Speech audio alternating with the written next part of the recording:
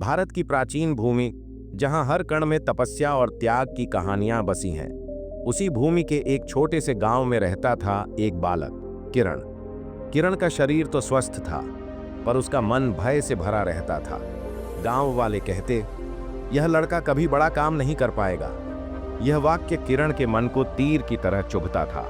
एक दिन गांव में कुश्ती की प्रतियोगिता हुई। सभी युवक अपनी शक्ति दिखा रहे थे। किरण भी आगे बढ़ा, पर जैसे ही प्रतिद्वंद्वी के सामने खड़ा हुआ, डर के मारे पीछे हट गया। गांव वाले हंसने लगे। डरपोक, यह कभी योद्धा नहीं बन सकता। किरण की आंखों में आंसू भर आए। उसने सोचा, शायद मैं सचमुच कमजोर हूं। उसी रात गांव के एक वृद्ध साधु ने किरण को देखा और पूछा, बेटा, इतना निराश क्यों हो?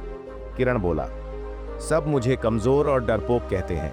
साधु मुस्कुराए और बोले, शक्ति केवल शरीर से नहीं आती।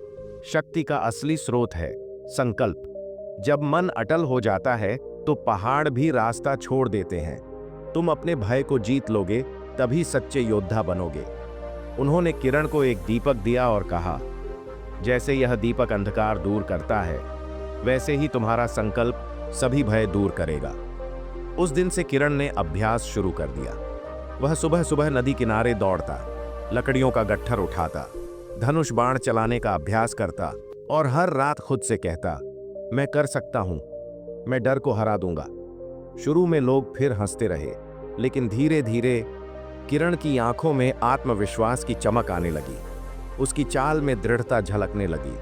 कुछ महीनों बाद गांव पर डाकुओं ने हमला कर दिया। गांववासी डर कर भागने लगे। डाकू घोड़ों पर सवार होकर चिल्लाते हुए आ रहे थे। कोई भी उनका सामना करने की हिम्मत नहीं कर रहा था। तब वृद्ध साधु चिल्लाए, गांव बचाना है तो कोई आगे आओ। सभी की नजरें किरण की ओर मुड़ी। एक क्षण के लिए उसका मन कांप उठा, पर तभी उसे दीपक की ज्योति याद आई। उसने दृढ़ स्वर में कहा, मैं डरपोक नहीं हूं, मैं योद्धा हूं। किरण ने धनुष उठाया। पहले ही बाण से उसने एक डाकू को गिरा दिया। गांव वालों का मनोबल लौट आया। सभी एकजुट होकर भिड़ गए। आखिरकार डाकू हार कर भाग गए। गांव में तालियां गूंज उठीं। वृद्ध साधु ने किरण के कंधे पर हाथ रखकर कहा, आज तुमने सिद्ध कर दिया कि असली शक्ति शरीर में नहीं, संकल्प में है। जो स्वयं पर विश्वास करता है, उसे कोई हरा नहीं सकता।